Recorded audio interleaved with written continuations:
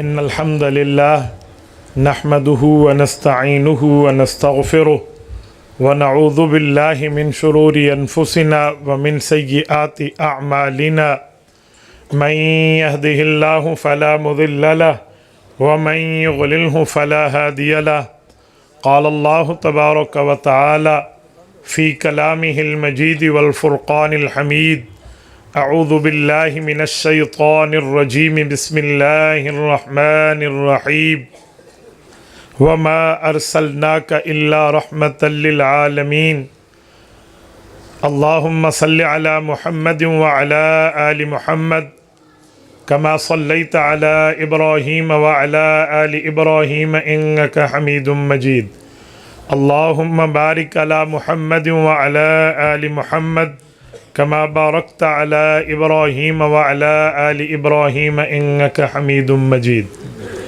معزز دوستو، مجھے اپنے نعت خان بھائی کی سفر کا بھی احترام ہے. میرا کوئی ان سے کوئی ذاتی جھگڑا نہیں ہے. کہیں آپ میسج چلا دیں کہ ان سے کوئی مسئلہ ہے. کل سے میری بیٹی ہسپتال داخل ہے اور پوری نیٹ پر انٹرنیٹ پہ اس کی خبر وائرل ہے کہ اس کو کل پہلی ڈرپ لگی ہے، آج دوسری لگی ہے. میں نے بھائی ضیاء اللہ سے وعدہ کیا ہوا تھا تو میں اس وعدے پر ان حضرات سے معذرت کی عذر پیش کیا کہ ہمارے مختلف مہمانوں کو مختلف معاملات ہیں تو آپ کوشش فرمائیں. میں نے کہا اگر بچی کو ہوش آ گیا تو میں انشاءاللہ سفر کروں گا. وعدے کے مطابق رات اسے ہوش آیا ہے، اس نے کوئی چیز کھائی ہے تو میں نے سفر شروع کیا ہے. تو آپ اندازہ لگائیں بندے کا ذہن کتنا ساتھ سلامت ہوگا کہ جب یہ عالم ہو. تو آپ حضرات اس کے لیے دعا فرمائیں، اللہ پاک اسے صحت کاملہ عطا فرمائے. میں نے پھر سفر کرنا ہے، آپ کو پتہ ہے پھر تو مسئلہ ہو جاتا ہے. اللہ ان کو خوش و خرم رکھے. پروگرام میرے بعد بھی جاری رہے گا، آپ حضرات تشریف رکھیں. میرا عنوان ہے سیرت النبی صلی اللہ علیہ وآلہ وسلم. میں اس کے متعلق چند معروضات آپ کی خدمت میں پیش کرتا ہوں. میرے دوستو، رسول پاک صلی اللہ علیہ وسلم ہمارے وہ نبی ہیں جن کے آنے سے پہلے عرش سے فرش تک رسول اللہ کو سلامیاں پیش کی جا رہی تھی. حضور پاک ابھی دنیا میں تشریف نہیں لائے تھے. آنے سے پہلے حضور پاک کا تعارف ہو چکا تھا. آنے سے پہلے دنیا حضور پاک سے واقف تھی. آپ کہیں گے کیسے؟ میں قرآن کریم سے ابتدا کرتا ہوں. سورت نمبر 2 سورۃ البقرہ آیت نمبر 190. رب کریم فرماتے ہیں وَكَانُوا من قبل یستفتحون علی الذین کفروا. رسول پاک صلی اللہ علیہ وآلہ وسلم وہ ہیں، ابھی آئے نہیں تھے. آنے سے پہلے پچھلی امت کے جو مسلمان تھے ان کی کسی کافر قوم سے جنگ ہو جاتی تو وہ اپنے جنگ میں فتح یاب ہونے کے لیے جو دعا مانگتے تو یستفتحون فتح طلب کرتے علی الذین کفروا، اپنے دشمن کافر کے اوپر وہ حضور پاک کے وسیلے کو پیش کرتے تھے. تو جو حضور کے آنے سے پہلے مسلمان لوگ یعنی پچھلے انبیاء کے امتی حضور پاک کا وسیلہ پیش کر رہے ہیں، یہ اس بات کی دلیل ہے کہ حضور پاک کا تعارف ان کو ہو چکا ہے. جب رسالت مآب کا تعارف حضور پاک کی آمد سے پہلے ہو چکا ہے تو یہ دنیا میں ایک بہت بڑا امتیاز ہے. کیوں؟ تعارف اس وقت ہوتے ہیں جب بندہ دنیا میں آتا ہے. مثلا حضرت مولانا کا بیٹا ابھی پیدا نہ ہوا ہو، لوگ نہیں جانیں گے کہ بیٹا ہے یا بیٹی ہے. تو جب پیدا ہو کر دنیا میں آئے گا تو تعارف ہوگا نا. اس سے پہلے تو کوئی واقفیت نہیں ہے. حضور پاک ابھی دنیا میں تشریف نہیں لائے، حضور پاک سے کائنات واقف ہو چکی ہے. یہ حضور پاک کا مقام ہے. اس سے بھی تھوڑا آگے چلیں تو حضور پاک علیہ الصلوۃ والسلام کا ذکر صرف ان امتیوں میں نہیں ہے. رب کریم فرماتے ہیں پچھلے انبیاء کی کتابوں میں بھی ہے. جو پچھلی کتب گزری ہیں جنہیں کتب سماویہ کہتے ہیں، تورات ہے، زبور ہے، انجیل ہے، صحائف ہیں، ان میں بھی حضور پاک کا ذکر ہے. سورۃ فتح کی آیت آخری اٹھائیں، رب کریم نے فرمایا محمد الرسول اللہ، محمد صلی اللہ علیہ وسلم اللہ کے رسول ہیں. والذین معہ، جو رسول اللہ صلی اللہ علیہ وسلم کے ساتھ ہیں، اشداء علی الکفار، یہ کفار کے مقابلے میں سخت ہیں. رحماء بینہم، آپس میں رحم دل اور بھائی بھائی ہیں. تراہم رکعا سجدا یبتغون فضلا من اللہ ورضوانا، محبوب मुस्तफ़ा आप इस जमात को देखेंगे जो अल्लाह की रजामंदी के लिए नमाजें पढ़ेगी, कभी सज्दा और कभी रुकू करेंगे।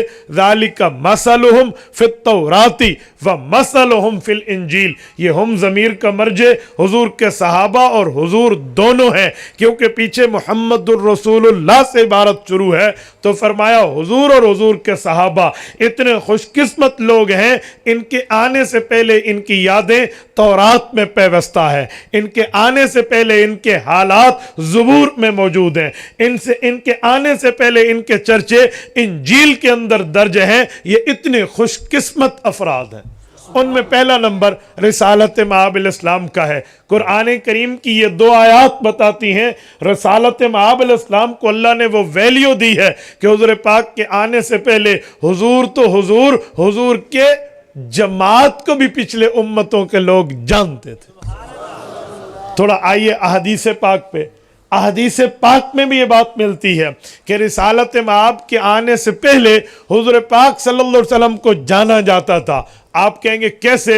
हदीस पाक जामे तिरमिज़ी में इमाम अबू ईसा तिरमिज़ी रहमहुल्लाह हज़रत इरबाज़ इब्न सारिया रज़ी अल्लाह तआला अन्हु के वास्ते से हदीस पाक लाए हैं। हुज़ूर पाक ने फरमाया इन्नी इंदल्लाहि मकतूबुन खातमुन नबिय्यीन व इन्ना आदम अलैहिस्सलाम लमुंजदिलुन फी तीनतिही। फरमाया लोगो, रब्बे करीम ने मुझे खातमुन नबिय्यीन के ताज से ताज वर कर लिया था, इससे पहले कि हज़रत आदम अलैहिस्सलाम को रब्बे करीम वजूद अता फरमाते।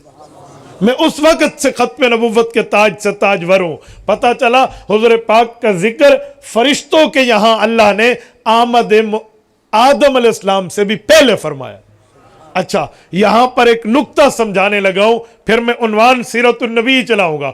वो नुक्ता यह है कि इस हदीस पाक को मिर्जाई और कादियानी उठाते हैं। कई मरतबा मुझसे ये इंटरनेट से जो हमारे वाबस्ता दोस्त हैं वो पूछते हैं कि कादियानी वेबसाइट पर, कादियानी आईडीज पर ये सवाल इस हदीस पाक को लिख के किया जाता है, शायद आपसे भी किया जाए या इस इंटरनेट के वास्ते दुनिया में किसी मुसलमान के ईमान पे कोई कादियानी डाका डालने की कोशिश करे तो मैं जवाब अर्ज करूं। कादियानी कहते हैं इस हदीस में लफ्ज है इन्नी इंदल्लाहि मकतूबुन खातमुन नबिय्यीन, यानी आदम अलैहिस्सलाम से पहले हुजूर खातमुन नबिय्यीन बन चुके थे। तो कहते हैं ये सही हदीस है। हम कहते हैं जी सही है। तो कहते हैं बात ही खत्म। जब खत्म नबुव्वत हुजूर को पहले से मिली, फिर अंबिया आते गए, खत्म नबुव्वत में फर्क नहीं आया। अब मिर्जा आया है तो खत्म नबुव्वत में क्यों फर्क आया? ये उनका सवाल है। मैं इस सवाल का जवाब देता हूं। हमने कहा सुनो, जिस पाक पैगंबर ने ये हदीस फरमाई है कि रब ने मुझे खत्म नबुव्वत का ताज पैदाइश आदम से पहले देने का फैसला कर लिया था, उसी नबी ने खत्म नबुव्वत का अकीदा बताया है। ऐसा नहीं है कि हुजूर पाक अलैहिस्सलाम की एक बात, दूसरी बात हुजूर की एक हदीस, दूसरी हदीस हुजूर का एक फरमान दूसरे फरमान के मुखालिफ हो, अपोजिट हो। हाँ, तेरे अकल की कसूर हो सकती है, तेरे समझ की कसूर हो सकती है, तेरे फहम फिरासत की कसूर हो सकती है, अहले हक का कसूर नहीं है। अहले हक मुसलमान वो है इनके पास पढ़ने के लिए दरसगाह है जहां पढ़ाया जाता है, और बात समझाने के लिए खानकाह है जहां मसला समझाया जाता है। खुशकिस्मत हो तुम लोग, तुम्हारे पास पढ़ने की दरसगाहें भी हैं, समझने की खानकाहें भी हैं। हम दोनों बातें समझते हैं। आओ मैं इस बात को दलील की दुनिया में खानकाह और दरसगाह के इम्तिजाज के साथ समझाने लगा हूं। हमारे उलमा फरमाते हैं इस हदीस पाक को समझना बहुत आसान है, क्योंकि इस हदीस पाक में खत्म नबुव्वत का अकीदा भी है और एतराज करने वाले के एतराज का जवाब भी है। फरमाते वो कैसे? कहा यहां लफ्ज है इन्नी इंदल्लाहि मकतूबुन खातमुन नबिय्यीन व इन्ना आदम अलैहिस्सलाम लमुंजदिलुन फी तीनतिही। पैदाइश आदम से पहले खत्म नबुव्वत का डिसीजन हुआ, फैसला हुआ, यानी अल्लाह ने तय किया कि जिस इंसानियत को मैं माराज़ वजूद में ला रहा हूं उनमें पहला इंसान इस धरती पे हजरत आदम होंगे और आखिरी नबी हजरत मुहम्मदुर रसूलुल्लाह होंगे। ये फैसला फरमाया, और फैसला आदम अलैहिस्सलातु वस्सलाम के आने से पहले फरमाया जब तक हुजूर पाक अलैहिस्सलाम नहीं आए, खत्म नबुव्वत का मतलब यह था कि जितने रुतबे, जितने दर्जे, जितने मर्तबे बाकी नबियों को रब ने देने हैं वो तन्हा तन्हा देने हैं, लेकिन महबूब मुस्तफ़ा को उन सब के दर्जे इकट्ठे मिला के देने हैं। क्या माना?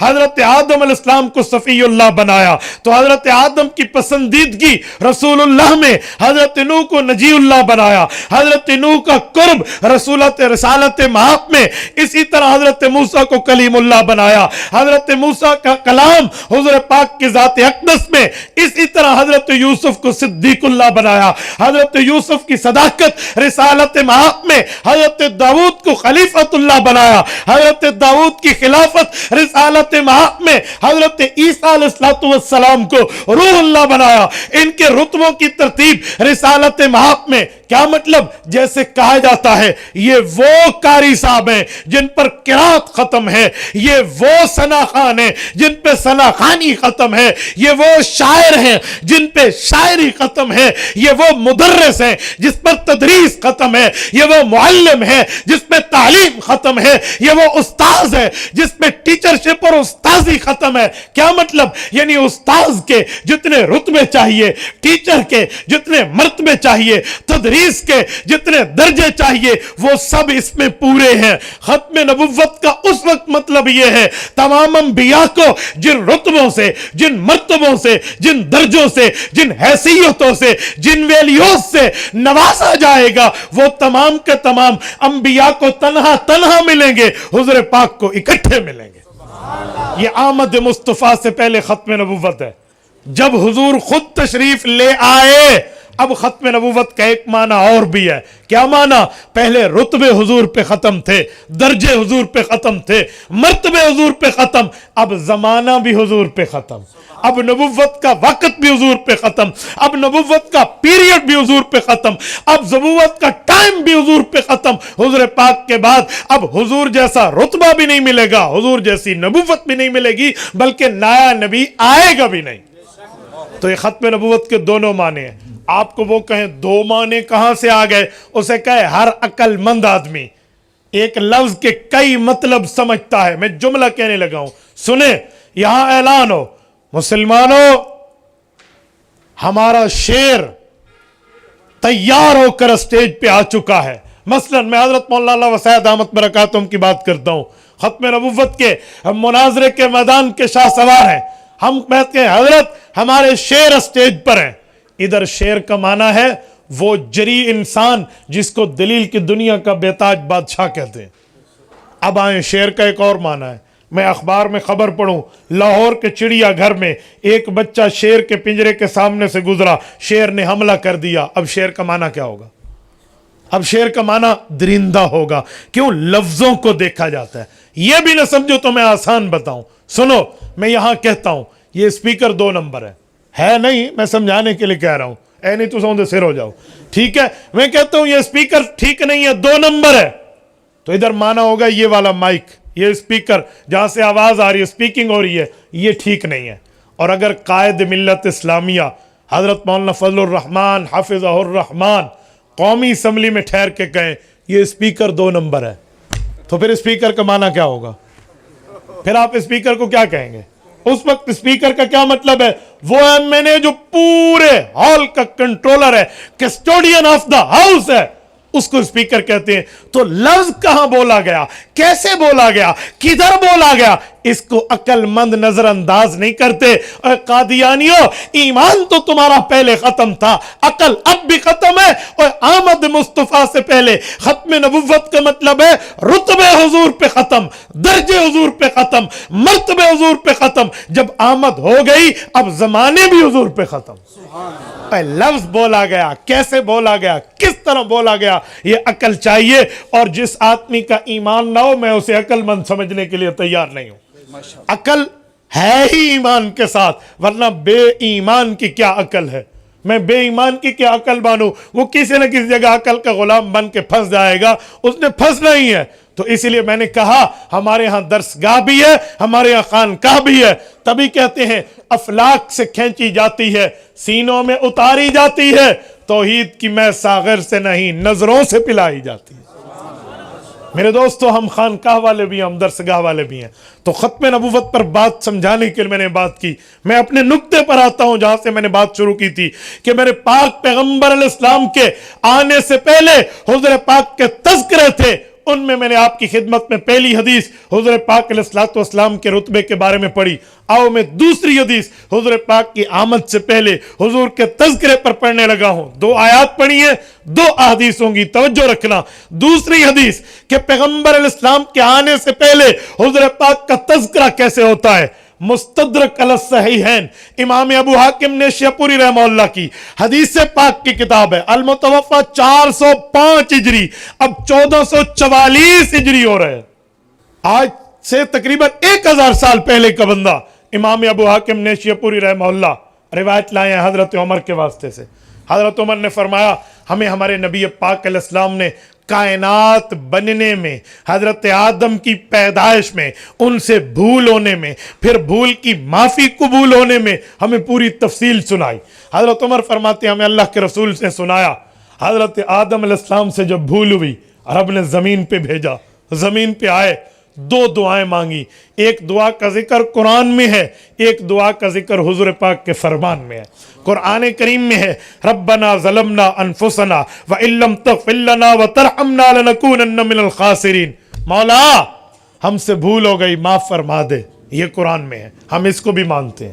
دوسری دعا حضور کے فرمان میں ہے، وہ کیا ہے؟ حضور پاک نے فرمایا، حضرت عمر بتاتے ہیں حضرت آدم نے یوں مانگا اللہم انی اسألوک بحق محمد ان تغفر لی، مولا مجھے محمد کریم علیہ التحیۃ والتسلیم کے واسطے اور وسیلے سے معافی، بھول کی معافی عطا فرما دے۔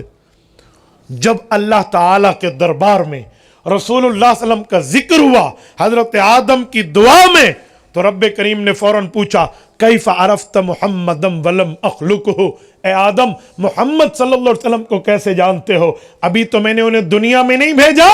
حضرت آدم نے جواب عرض کیا لما خلقتنی بیدک، مولا جب آپ نے مجھے پیدا فرمایا، وَنَفَخْتَ فِيَّ مِن رُوحِي، روح کو میرے اندر داخل فرمایا، فَرَفَعْتُ رَأْسِي، میں نے سر اٹھا کے دیکھا، فَرَأَيْتُ عَلَىٰ قَوَائِمِ الْعَرْشِ مَكْتُوبًا، آپ کے عرش پہ یہ عبارت لکھی ہوئی تھی لا الہ الا اللہ محمد الرسول اللہ، فَظَنَنْتُ أَنَّهُ أَحَبُّ الْخَلْقِ إِلَيْكَ، مولا میں یہ بات درجہ یقین پہ سمجھ گیا کہ جس کا نام آپ کے نام کے ساتھ ہے یہ آپ کی محبوب مخلوق ہے۔ یا مولایا سألتک بحقہ، اللہ میں نے اسی کے وسیلے سے آپ سے دعا مانگی ہے، مجھے حضور پاک کے وسیلے سے میری بھول کی معافی عطا فرما دے۔ رب نے فرمایا یا آدم لولا محمد لما خلقتک، یا آدم غفرت لک، آدم میں نے تجھے معافی تو دے دی، وَلَوْلَا محمد لما خلقتک، اگر حضور نہ ہوتے میں آپ کو بھی پیدا نہ کرتا۔ میرے دوستو یہ حدیث پاک کئی باتیں بتاتی ہے۔ ایک بات تو یہ بتاتی ہے کہ نبی اللہ کا شاگرد ہوتا ہے۔ آپ کہیں گے کیسے؟ آدم علیہ السلام فرماتے ہیں میں نے کلمہ اللہ کے عرش پہ پڑھ لیا، کب؟ جس وقت روح آئی۔ ابھی آدم علیہ السلام کسی اسکول میں تو نہیں گئے، کسی مدرسے کو جوائن تو نہیں کیا، کسی استاد سے پڑھنے نہیں گئے، ٹیچر سے ٹیوشن نہیں لی، کسی ٹیوٹر کے پاس بیٹھ کے ٹریننگ نہیں لی، انسٹیٹیوٹ جوائن نہیں کیا، کالج یونیورسٹی مسجد مدرسہ مکتب کوئی نہیں، وہاں پر داخلہ لیا اور پڑھنا کیسے آ گیا؟ او بابا عبارت کیسے پڑھ لی؟ کیسے پتہ چلا یہ لا الہ الا اللہ؟ کیسے پتہ چلا یہ محمد الرسول اللہ؟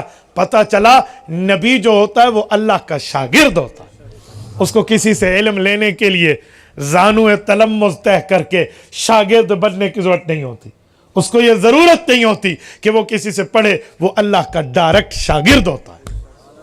ہمارے نبی پاک بھی اللہ کے شاگرد ہیں۔ اگر کوئی اعتراض کرے کہ جبرائیل تھے درمیان میں، تو بابا جبرائیل تو واسطہ ہے۔ حضرت قاری محمد طیب قاسمی رحمہ اللہ کی بات ہوگی، لفظ میرے ہوں گے، میں ان کا مطلب سنانے لگا ہوں۔ فرماتے ہیں وہ تو واسطہ ہے۔ کہا جی وہ کیسے؟ میں مثال دیتا ہوں۔ مثلا ہمارے درمیان موجود ہیں حضرت خواجہ خواجگان کے جانشین حضرت خواجہ خان محمد رحمہ اللہ کے حضرت خواجہ خلیل صاحب دامت برکاتہم۔ حضرت اگر خط لکھیں اور یہاں میرے پاس آئے تو میں کہوں گا حضرت کا مجھے خط آیا ہے۔ کوئی کہے حضرت نے لکھا ہے، میں کہوں گا جی ہاں، وہ کہے گا جی نہیں، یہ تو حضرت کے پین نے لکھا ہے۔ ان کے قلم نے لکھا ہے، حضرت نے کیسے لکھا ہے؟ میں کہوں گا پگلے، پین میں اگر خود لکھنے کی طاقت ہوتی تو حضرت کے ہاتھ میں آنے سے پہلے خود لکھ دیتا، خود لکھتا پھرتا۔ یہ تو حضرت نے حرکت دی ہے، محرک حضرت ہے، اس کی بنیاد پہ پین نے لکھا ہے۔ تو پین تو واسطہ ہے، کتبت بالقلم، قلم کے ذریعے لکھا جاتا ہے، لکھنے والے تو شیخ خود ہیں۔ تو میرے دوستو، اسی طرح اللہ تعالیٰ نے حضور کو پڑھایا ہے، جبرائیل تو واسطہ ہے۔ اگر یہ بھی نہ سمجھیں تو میں عوامی مثال دیتا ہوں۔ مجھے بتائیں، استاذ اور شاگرد نے کہیں جانا ہو تو شاگرد آ کر کہتے ہیں استاد جی اٹھیے، تیاری فرمائیے، میں آ کر سواری لایا ہوں، آپ میرے ساتھ چلیے۔ وہ ساتھ ساتھ مہار پکڑ کے سواری میں شاگرد استاذ کو لے جاتے ہیں، استاذ کا انتظار کرتے ہیں، یا استاد انتظار کرتے ہیں؟ بتاؤ، شاگرد ہی کرتے ہیں، ٹھیک ہے، استاذ تو نہیں کرتے نا۔ یا درمیان میں کوئی وہ بندہ اس طرح کا کام کرتا ہے جو استاذ کے درجے پہ نہ ہو، اس سے کم ہو۔ حضرت رسول اللہ کے پاس جبرائیل حاضر ہوا کرتے تھے۔ جبرائیل امین نے آ کر حضرت فاختہ، سیدہ فاختہ رضی اللہ عنہا، حضرت علی المرتضیٰ کی بہن ام ہانی، ان کے گھر میں آ کے رسول اللہ کو جگایا، پھر بیت اللہ لے گئے، پھر وہاں سے طور سینا، پھر وہاں سے مدین، پھر وہاں سے بیت اللحم، مدینہ طیبہ کے راستے سے ہوتے ہوئے بیت المقدس لے گئے، سواری کو باندھا، رسالت مآب کو ساتھ لیا، آخر تک پھر سدرۃ المنتہا تک پہنچے۔ امام علاء الدین متقی الہندی رحمہ اللہ نے کنز الامال فی سنن الاقوال والافعال میں حدیث پاک لکھی ہے۔ فرمایا جبرائیل امین نے عرض کیا، یا رسول اللہ آگے میں نہیں جاؤں گا، سدرۃ المنتہا سے آگے آپ ہی جائیں گے، میں گیا تو میری باؤنڈری کراس ہو جائے گی، یہ میں سرحد کراس کر لوں گا، جہاں سے میں نے نہیں کرنی ہے سرحد کراس، میرے پر جل جائیں گے۔ تو بتائیں حضرت رسول اللہ کا استاذ کیسے ہے جبرائیل، جو یہاں اٹھا رہا ہے، سواری کا بندوبست کر رہا ہے، بڑے طریقے سے ساتھ خدمت گزاری میں جا رہا ہے۔ تو جبرائیل استاذ نہیں ہے، استاذ اللہ ہے، شاگرد رسول اللہ۔ تو ایک تو سمجھ آیا کہ نبی اللہ کا شاگرد ہے، دوسرا اس حدیث سے سمجھ آیا کہ حضرت آدم علیہ السلام کے آنے سے پہلے میرے نبی پاک کے چرچے عرش پر بج رہے تھے، عرش پر میرے نبی کے تذکرے تھے، عرش پر رسالت مآب علیہ السلام کی باتوں میں اور حضور پاک کے کلمے کو لکھا ہوا تھا۔ تو پتہ چلا میرے نبی کی آمد سے پہلے میرے نبی کو اللہ کا عرش بھی سلامیاں پیش کر رہا۔ تو میں نے 2 آیات پڑھی ہیں اور 2 احادیث پڑھی ہیں آپ کی خدمت میں، اس بات کو مدلل مبرہن کرنے کے لیے کہ سیرت النبی کا معنی اور مطلب جہاں اور ہے وہاں سیرت کا معنی تذکرہ بھی ہے، اور سیرت کے معنی تذکرہ اور تذکرہ آنے کے بعد شروع ہوتا ہے۔ جب بندہ دنیا میں آئے پھر لوگ اس کے تذکرے کرتے ہیں۔ میرا محبوب وہ ہے ابھی آئے نہیں تھے، آنے سے پہلے تذکرے ہو چکے تھے۔ ان معاملات سے بھی رسالت مآب علیہ السلام آگے ہیں، اور میں اس پورے بیان کا خلاصہ دے کر آپ سے ایک وعدہ لیتا ہوں، مجھے بتائیں کیا صرف سیرت کے ذکر کرنے سے، سیرت کا تذکرہ کرنے سے، سیرت کی باتیں سنانے سے ہماری بخشش ہو جائے گی؟ بولیے، ہم بخشے جائیں گے؟ بابا بخشش تو تب ہے جب ہم رسول اللہ کی اتباع کریں گے، حضور پاک کی بات مانیں گے، احکامات مانیں گے، فرمودات مانیں گے، احادیث مانیں گے۔ جب تک ہم حضور پاک کے فرمان کو نہیں مانتے، حضور کے احکامات کو نہیں مانتے، رسالت مآب کی تعلیمات کو نہیں مانتے، ہماری نجات نہیں ہے۔ میرے دوستو، خالی نبی کے ذکر سے فائدہ ہے، برکت ہے، لیکن نجات ایمان پر ہے، حضور کی اتباع پر ہے۔ ابو لہب اور ابو بکر، نام دونوں کا لفظ ابو سے شروع ہوتا ہے۔ ابو لہب نے رسالت مآب کا ذکر تو کیا تھا، حضور کی اتباع نہیں کی، باندھی آزاد کر دی تھی، اتباع نہیں کی تھی۔ اس نے ظلم کیا، جب حضور نے دعوت دی اس نے پتھر اٹھا کے دے مارا۔ ایمان سے بولیے لودھرا کے غیورو، ایمان سے بتائیے، جب سگا چچا خود پتھر برسر چوک بھتیجے کو دے مارے، غیر چھوڑے گا؟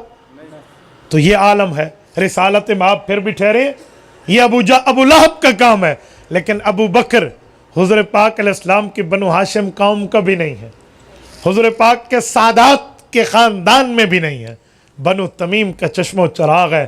یہ ابو بکر آیا، اس نے مال بھی لگایا، جان بھی لگائی، اتباع بھی کیا، ذکر بھی کیا۔ قرآن کہتے ہیں الذی، مثال ابو بکر کی، یؤتی، جو خرچ کرتا ہے، مالہ، اپنے مال کو، کیوں؟ نمبر بنانا چاہتا ہے۔ قرآن کہتے ہیں جی نہیں، یتزکا، ابو بکر چاہتا ہے میرا دل پاکیزہ رہے۔ وما لأحد عنده من نعمت تجزا، یہ بدلہ نہیں دے رہا کہ اس نے خرچ کیا تو میں بھی کروں، بھئی ڈے کو گھن ہو دیئے ایویں کیتے تھے میں بھی کراں، جی نہیں، یہ بات نہیں ہے۔ فما لأحد عنده من نعمت تجزا، یہ بدلے کے طور پہ نہیں دے رہا، بلکہ یہ تو خرچ کر رہا ہے، کیوں؟ الا ابتغاء وجہ ربہ الاعلی، یہ اللہ کی رضامندی چاہتا ہے۔ یہاں لفظ الا ابتغاء، ابتغاء کہتے ہیں تلاش کرنے کو، سرچنگ کو، ڈھونڈنے کو عربی میں تفتیش بھی کہتے ہیں۔ فتش یفتش، تفتیش کا معنی ہوتا ہے سرچنگ، تلاش کرنا۔ پولیس والے کسی سے تلاشی لیں تو کہتے ہیں تفتیش ہو رہی ہے، پوچھ گچھ چل رہی ہے، تو تفتیش بھی کہتے ہیں تلاش کو، اور ابتغاء بھی کہتے ہیں تلاش کو۔ تو رب نے یہاں تفتیش کا لفظ نہیں بولا، بروزن تفعیل عربی لفظ ہے۔ اللہ تعالیٰ نے یہاں لفظ ابتغاء بولا ہے، الا ابتغاء وجہ رب الاعلی۔ کیا مطلب؟ علماء نے اس کا باریک فرق لکھا ہے کہ تفتیش اس تلاشی کو کہتے ہیں جو ظاہر کی ہو رہی ہو۔ پولیس والے دل کو تو نہیں دیکھیں گے نا، ظاہر کو دیکھیں گے، وہ ظاہراً تلاشی کو تفتیش کہتے ہیں۔ ابتغاء کہتے ہیں جو بندے کے دل کی نیت ہوتی ہے، ٹھیک ہے؟ تو ابو بکر کے دل کی صفائی، دل کے تقوی، دل کے طہارت، دل کی للہیت پر اللہ تعالیٰ کی طرف سے مہر تصدیق ہے۔ فرمایا الا ابتغاء وجہ ربہ الاعلی، یہ مال خرچ اس لیے کرتا ہے اس کے دل میں ہے میں اپنے مولا کو پالوں، اپنے اللہ کو پالوں، یہ اس لیے کرتا ہے۔ تو میرے دوستو، ابو بکر کے تذکرے ہیں، ابو لہب کا نام ہی کوئی نہیں لیتا۔ ابو بکر کی عزتیں ہیں، ابو لہب کا نام ہی کوئی نہیں لے رہا، بلکہ ابو بکر وہ ہے جو خود صحابی، اس کا والد صحابی، اس کا بیٹا صحابی، اس کا پوتا اور نواسا صحابی، یہ واحد انسان ہے 1,24,000 کم و بیش صحابہ میں جس کی 4 نسلیں صرف مسلمان نہیں ہیں، پیغمبر کے صحابی بھی ہیں۔ اس کے علاوہ اور کوئی نہیں ہے جن کی 4 نسلیں صحابی ہوں۔ یہ اہل بیت میں اور صحابہ میں ممتاز فرض ہے، ممتاز فرد ہے ابو بکر، جس کو یہ اعزاز ملا ہے۔ تبھی کہتے ہیں افضل الخلائق بعد الانبیاء، افضل البشریت بعد الانبیاء، افضل الانسانیت بعد الانبیاء۔ پوری خلائق و انسانیت و بشریت میں انبیاء کے بعد کسی کا سر اس مبارک ہے کہ اس پہ تاجداری کا تاج سجے تو ابو بکر کا سر ہے، کسی کے کندھے اس لائق و فائق ہے کہ اس پر سرداری کے تمغے سجے تو ابو بکر کے کندھے۔ تو یہ کیوں ابو بکر نے اتباع کی؟ آج ہم بھی خالی نبی نبی کر کے ایک جملہ کہہ دیں، اجی غلام ہے، غلام ہے، رسول کے غلام ہے، غلامی رسول میں موت بھی قبول ہے، لیکن جب شادی بیاہ کا وقت آئے، جب خوشی غمی کا وقت آئے، جب تجارت کا وقت آئے، جب ہمارے مالی لین دین کا وقت آئے، جب کسی کے ساتھ اچھائی کا وقت آئے، ماں باپ کے ساتھ اس نے سلوک کا وقت آئے، اولاد کے حقوق کا وقت آئے، بیوی کے حقوق کا وقت آئے، بڑوں کی عزت کا وقت آئے، چھوٹوں پر شفقت کا وقت آئے، اس وقت کسی کی زمین پہ ناجائز قبضے کا معاملہ آئے، کسی کا قرض کھا جانے کا معاملہ ہے، کہیں زنا کا، کہیں گناہ کا خیال کا معاملہ ہے، کہیں بددیانتی کا معاملہ ہے، بدعملی، بدفعلی، بدگمانی، بدزبانی کا معاملہ ہے، اس وقت ہم لوگ اگر شریعت محمدیہ پر عمل پیرا ہے تو پھر ٹھیک ہے میں رسول کا غلام ہوں، اور اگر اس وقت میں شریعت سے منہ پھیرتا ہوں تو پھر میری منہ کی باتیں ہیں، دل میں کچھ بھی نہیں ہے۔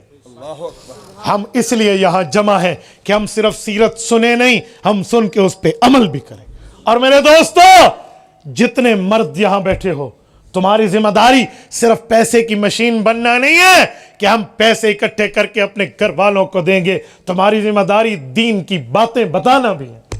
آج میری مائیں بہنیں، آپ کی مائیں بہنیں جو گھروں میں ہیں، باپردہ ہیں، ان تک جا کر دین کی بات کو پہنچانا آپ کی اور میری اسلامک رسپانسبلٹی ہے، ہماری ذمہ داری ہے، ہماری بنیادی ذمہ داری ہے، ہم ان تک جا کر یہ بات کریں۔ مجھے یاد ہے شیخ العرب والعجم حضرت مولانا عبدالستار توسوی نور اللہ مرکزہ فرمایا کرتے تھے، توسوی دی تقریر سنن آندن مئی صاحبہ گھر پوچھ دیے توسوی کیا کہ آدن ریڑھے پھیر لیتے نے، रेड़े फेर लेते ने जी, वाह वाह कर लेती तू सही आखो मुफ्ती अब्दुल वैद वाह वाह सोने गालियां सुनैन। माई साहबा पूछे आखा के ये तो मैं कोई याद को नहीं हूं, पता नहीं क्या खस। तो खुदा के बंदे यूं ना हो, हम बताने वाले, समझाने वाले, सुनाने वाले बनेंगे। करोगे इंशाअल्लाह? रसूलुल्लाह की सीरत, अहकामात, तालीमात, फरमोदात को अपनाओगे? हमें कुरान ने फरमा दिया है वमा आताकुमुर रसूलु फखुजू वमा नहाकुम अन्हु फंतहु। नबी जो दे उसे ले लो, जिससे रोके उससे रुक जाओ। नबी ने हुक्म दिया है सही अकीदा रखो, सही अमल करो, अल्लाह की तौहीद मानो, नबी की शरीयत मानो, अल्लाह का कुरान मानो, माँ बाप की इज्जत करो, बीवी के हुकूक अदा करो, औलाद की इज्जत करो, सच बोलो। पैगंबर ने हमें हया का हुक्म दिया, पैगंबर ने हमें रिसालत मआब अलैहिस्सलातु वस्सलाम ने अच्छाई भलाई का हुक्म किया। इन तमाम चीजों पे अमल करना आपकी और मेरी जिम्मेदारी। वमा नहाकुम अन्हु फंतहु, जिससे रोके उससे रुक जाओ। नबी ने शिर्क से रोका, कुफर से रोका, दजल से रोका, धोखाबाजी से रोका, बिदअत से रोका, बद अकीदे से रोका, बद अमल से रोका, बद फेल से रोका, बद जुबान और बद गुमान से रोका। और इसी तरह पैगंबर ने बद नजरी से रोका है, पैगंबर ने गीबत से रोका है, बहतान से रोका है, झूठ बोलने से रोका है, धोखा खाने धोखा देने से रोका है। पैगंबर अलैहिस्सलातु वस्सलाम ने किसी की जमीन पे नाजायज कब्जे से रोका है। रिसालत में आपने माँ बाप की नाफरमानी से रोका है। हुज़ूर पाक अलैहिस्सलाम ने उलमा की बदतौकीरी से रोका है, छोटे पर सख्ती से रोका है। और इसी तरह बड़े की इज्जत ना करने से पैगंबर ने मना करके इज्जत का हुक्म दिया है। ये सब चीजें पाक पैगंबर ने जिस जिस चीज से रोका, इससे रुकेंगे तो ईमान है। मैं इसी बात पे बात खत्म करते हुए ये मैसेज देना चाह रहा हूं। अल्लामा मोहम्मद इकबाल रहमहुल्लाह हमें यही समझा गए हैं, अमल से जिंदगी बनती है, जन्नत भी जहन्नम भी। ये खाकी अपनी फितरत में ना नूरी है ना नारी। जज़ाकुमुल्लाहु ताला। अकूलु कौली हाज़ा व अस्तगफिरुल्लाह व आखिरु दअवाना अनिल हम्दुलिल्लाहि रब्बिल आलमीन। रिसालत मआब अलैहिस्सलातु वस्सलाम की रूह मुबारक निकाली गई। फिर मेरे भी दोस्तों एक बुनियादी तौर पे बात समझें, रिसालत मआब अलैहिस्सलातु वस्सलाम दुनिया से पर्दा फरमा गए। कब्र मुबारक में पैगंबर करीम को रब ने जिंदगी दी है। आप कहेंगे रूह डाली गई या निकाली गई? बाबा रूह डाली जाए या निकाली जाए, रूह के ताल्लुक से बंदा जिंदा होता है। सुने सुने मैं तवज्जो से समझाने लगा हूं।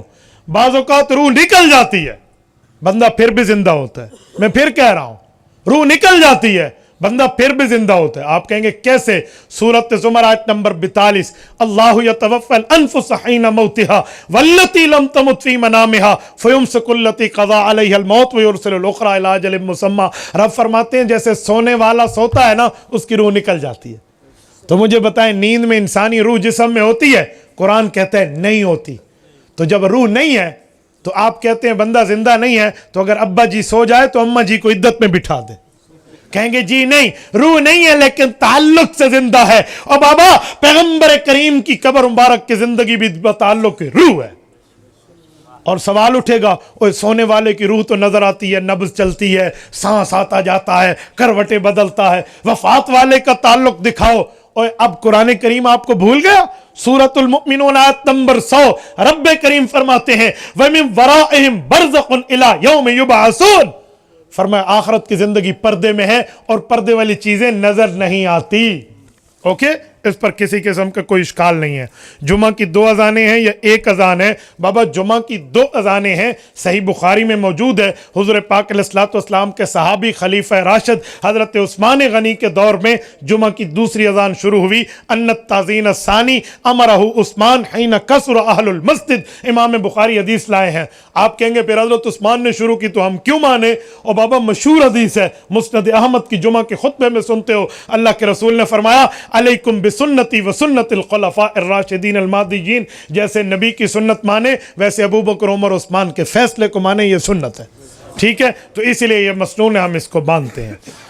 नमाज में नाफ के नीचे हाथ बांधना कहाँ से साबित है? सुनन नबी दाऊद जिल्द अव्वल किताबुस सलात हजरत अली की रिवायत है। हजरत अली फरमाते हैं इन्न मिनस सुन्ना वज़ुल कफ़ी अलल कफ़ी फ़िस सलात तहत सुर्रा। फरमाया नमाज की सुन्नतों में सुन्नत है दाएं हाथ को बाएं हाथ पे रखो और नाफ के नीचे रखो। तो इसके लिए तो कोई प्रॉब्लम नहीं है।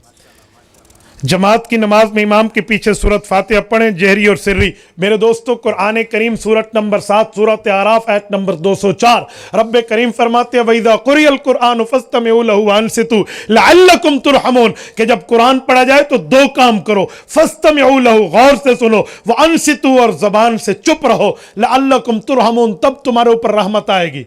तो भाइयों, जो गौर से सुनता है वो चुप तो होता है, तो फिर अल्लाह ने दो हुक्म क्यों दिए हैं कि गौर से सुनो और चुप रहो? तो गौर से सुनने वाला तो चुप होता है, दो हुक्म क्यों है? मुफस्सिरीन फरमाते हैं, खुसूसन अबुल बरकात नसफी रहमहुल्लाह तफसीर मदारिक में फरमाया, नमाजें दो हैं, अल्लाह ने हुक्म दो दिए हैं। एक नमाज जारी है जिसमें इमाम ऊंचा पढ़ता है, हुक्म है गौर से सुनो, और एक नमाज सिर्री है जिसमें इमाम आहिस्ता पढ़ता है, हुक्म है जबान से चुप रहो। ठीक हो गया? इसलिए इमाम के पीछे कुरान नहीं पढ़ना, क्योंकि सही हदीस है, हुजूर पाक अलैहिस्सलाम फरमाते हैं, हज़रत अबू हुरैरा रावी हैं शरह मानी अल आसार में, हुजूर ने फरमाया मन कान लहू इमामुन फक़िराअतुल इमाम लहू क़िरा, इमाम पढ़ेगा मुक्तदी का पढ़ना हो जाएगा। तो जब हुजूर पाक की सही हदीस है, अल्लाह का कुरान है, तो हमारा इसके ऊपर इंशाअल्लाह ईमान है। तावीज़ लेना देना कैसा है? भाई, तावीज़ एक इलाज की किस्म है, हो शरई, उसमें कुरान हदीस की बात हो, गैरुल्लाह से मदद न मांगी गई हो, तो तावीज़ ये एक इलाज है। आप डॉक्टर से इलाज करा लें या पीर से तावीज़ ले लें, तो इलाज तो जायज़ है, इस पे क्या प्रॉब्लम है? कोई तावीज़ इसलिए थोड़ी लेता है अजी मैं को कब्बर फरिश्ते कुछ ना आखन तवीज़ ले चा, कोई इसलिए लेता है? भाई तावीज़ इसलिए लेते हैं मेरी दुकान ठीक थी वे, पुत्र ठीक थी वे, घर ठीक थी वे, बरकत थी वे, सही तो खुशी मिले, तो ये इलाज है, आप इलाज करा लें। चाहे आप अपने सर के ठीक करने के लिए पेनाडॉल खा लें या आप तावीज़ ले लें, अल्लाह अल्लाह खैर सला, इस पर क्या प्रॉब्लम है? वो कहते हैं लिख के देना जायज़ नहीं है। मैं कहा चाचे मुझे ये बता, काबतुल्लाह के खिलाफ पे कुरान की आयतें लिखी हैं? कहते जी हाँ। मैंने कहा बरकत के लिए या नहूसत के लिए? नऊज़ुबिल्लाह। कहते हैं बरकत के लिए। मैंने कहा कुरान की आयत काबे के खिलाफ पे लिखे बरकत है, पीर साहब आपको कुरान की आयत कागज पे लिख दे, इधर बरकत नहीं है? अकल से सोचना चाहिए। मुफ्ती साहब, इमाम की तनख्वाह कितनी होनी चाहिए? इमाम की तनख्वाह इतनी होनी चाहिए जिससे वो अपनी बीवी के खर्च भी पूरे कर सके और ठाठ से जिंदगी गुजार सके। ठीक है जी हाँ, जितनी अपने पुत्र दी नौकरी लवेंदे वेले तनख्वाह दी उम्मीद रखेंदे वे, उतनी शोदे इमाम को नीति करो।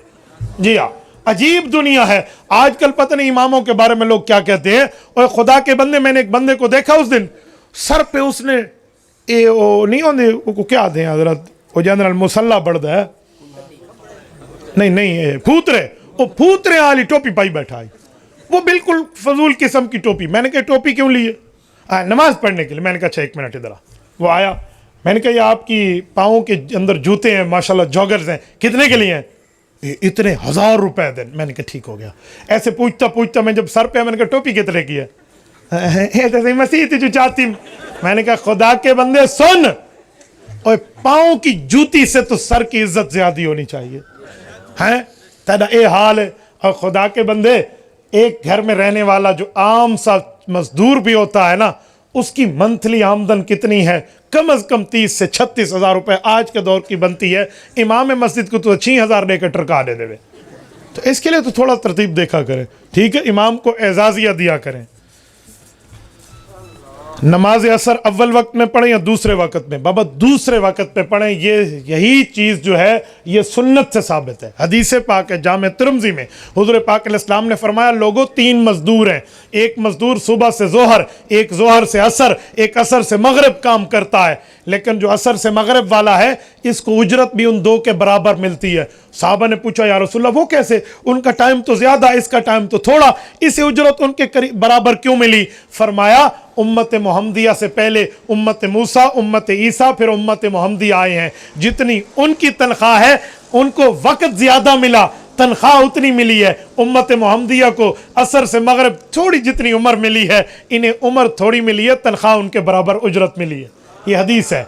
इस हदीस को देखे इमाम वनीफा कहते हैं तो फिर असर की नमाज मिसले सानी में बनती है। क्यों? उम्मत मोहम्मदिया को वक्त छोटा मिला है। अगर तुम मिसले अव्वल में पढ़ोगे तो फिर उम्मत ईसा वालों की वक्त ज्यादा बन जाएगा, उम्मत मूसा का मामलात से बढ़ जाएगा, हालांकि वहां बढ़ने की बात नहीं है। लिहाजा असर मिसले सानी के बाद है। इस पर और भी दलाइल मौजूद हैं। خواب کی تعبیر، خواب میں بندہ مر جائے، میرے خیال میں اس کو زندگی ملے گی انشاءاللہ، کیونکہ خواب کے معاملات سمجھنے کے لیے یہ نہیں ہے کہ وہاں کی موت موت ہوتی ہے، بلکہ وہاں کی موت زندگی بھی کہلا دیتی ہے۔ یہ تو پورا خط لکھ کے بھیج دیا ہے، ہو پوری ترتیب کے ساتھ، بیٹا مختصر سوال لکھا کریں۔ حضرت جی انجینئر یہ کہہ رہا ہے، او خدا کے بندے، انجینئر علی مرزا کو سننے والوں تمہاری مت ماری گئی ہے۔ اوے تم نے، وہ مکینیکل انجینئر ہے، گاڑی بنوانی ہو نا، گاڑی دا ریڈیٹر کی میں بڑھاونا ہے، یہ اندھے تو پوچھو۔ وہ مکینیکل انجینئر ہے، وہ عالم نہیں ہے، حافظ نہیں ہے، قاری نہیں ہے، مفتی نہیں ہے، محدث نہیں ہے، مفسر نہیں ہے، فقیہ نہیں ہے، خانقاہ میں پڑا ہوا بیٹھا ہوا نہیں ہے۔ اون تو آج تک مدرسے دی لیٹرین ہی صاف نہیں چکی تھی، لوگ اس سے دین پوچھنے جاتے ہیں۔ اور تم نے گھر بنوانا ہو تو انجینئر سے پوچھو، گاڑی بنوانی ہو تو انجینئر سے پوچھو، دین کا مسئلہ پوچھنا ہے تو علماء سے پوچھو۔ پتہ نہیں مولویوں کے نام لکھ کے بھیجتے ہیں، نام نہ لکھے مسئلہ لکھا کریں۔ جنت میں بیوہ اور طلاق یافتہ عورت کس کو ملے گی؟ تے کو دنیا کشا لبھی ہے، اپنی دنیا شادی تھی بھی میرا پوتر تے کو بیوہ تے بدل کا دی فکر ہے۔ اور خدا کے بندے، بیوہ عدت گزارے گی اپنے خاوند کو ملے گی جنت میں، اللہ دونوں کو جنت عطا فرمائے۔ اور طلاق یافتہ نے اگر کہیں اور نکاح کر لیا ہے تو اسی کو ملے گی جس کے ساتھ اس کے نکاح میں فوت ہوئی ہے۔ اگر وہ مختلف جگہ اس کے نکاح ہوئے ہیں تو جنت میں اس کو اختیار دیا جائے گا۔ جو خاوند اپنی بیوی کے ساتھ دنیا میں اچھا بیہیویئر رکھے گا، بیوی اسی کو اپنائے گی۔ ہاں ہون انہوں نے یاری لا کے رکھو۔ جی ہاں، عجیب دنیا ہے یہ، وہ حال ہے۔ حضرت میں انہی بار ایک آدمی کہہ رہا تھا، میرے شاگرد ہیں، میں نے کہا میرا کل سفر ہے، تو مجھے کہتے ہیں مجھے بھی لے جائیں۔ میں نے کہا میرے ساتھ بیگم ہے۔ کہتے ہیں اپنی بیگم ہے؟ میں نے کہا بیگم اپنی ہوتی ہے، میں دیزال کو اپنی بیگم نہیں عقیدہ۔ کہ ہنی مون پہ جانا کیسا ہے بیوی کے ساتھ؟ میں نے کہا جائز ہے، شرط ہے اپنی ران نہ ہوئے، گوانڈی دی نہ ہوئے۔ تو یہاں بھی بھائی ایسے ہے، کوئی مسئلہ نہیں ہے۔ شادی شدہ مرد عورت جنت میں اکٹھے جائیں گے تو کیا حال ہوگا؟ بحال ہی حال ہوگا۔